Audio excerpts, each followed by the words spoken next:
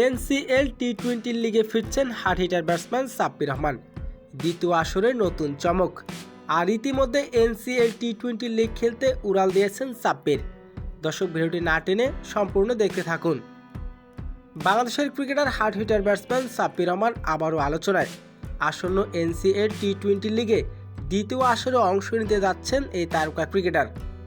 দীর্ঘদিন ধরে জাতীয় দলের বাইরে থাকলেও ঘরোয়া ক্রিকেটে তার ধারাবাহিক পারফরমেন্স প্রমাণ করেছেন। এখনও তার হাতে অনেক কিছু দেওয়ার বাকি আছে। প্রথম আসরের তুলনায় এবারের আসরে আরও প্রতিদ্বন্দ্বিত দলের স্কোয়াডে দেখা যাবে বলে ধারণা করা হচ্ছে। সাব্বির রহমানের যোগদান নিঃসন্দেহে টুর্নামেন্টের বাড়তি রোমাঞ্চক, দর্শকদের আগ্রহ। ব্যাট হাতে তার ঝোড়ো ইনিংস প্রতিপক্ষদের জন্য ভয়ঙ্কর হয়ে উঠতে পারে বলে মনে করছেন ক্রিকেট বিশ্লেষকরা।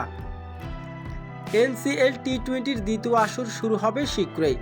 আর এই লিগের সামনে রেখে সাব্বির রহমান জানালেন, আমি মাঠে নেমে আগের মতো সেরাটা দেওয়ার চেষ্টা করব। লক্ষ্য একটাই, দলকে জয় এনে দেওয়া। সাব্বিরের ভক্তরা এখন অপেক্ষায় অতি আগ্রহ। সাব্বির কবে মাঠে নামবে? এনসিএল টি-20 লিগে ব্যাট হাতে আগ্নেয়ঝোড়ো ইনিংস খেলে পুরো মঞ্চকে রোমাঞ্চক করবেন।